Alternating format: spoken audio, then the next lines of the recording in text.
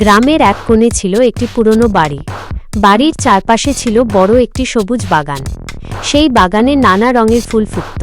সকালে সূর্যের আলো পড়লে গোলাপ, জুঁই আর বেলি ফুলের গন্ধে পুরো জায়গাটা ভরে যেত। মনে হতো যেন প্রকৃতি নিজেই হাসছে। এই বাড়িতেই থাকত রানা নামে এক তরুণ ছেলে। সে খুব শান্ত স্বভাবের ছিল। প্রতিদিন বিকেলে রানা বাগানের মাঝখানে একটি পুরনো কাঠের বেঞ্চে বসত। সেখানে বসে সে অনেক কিছু ভাবত।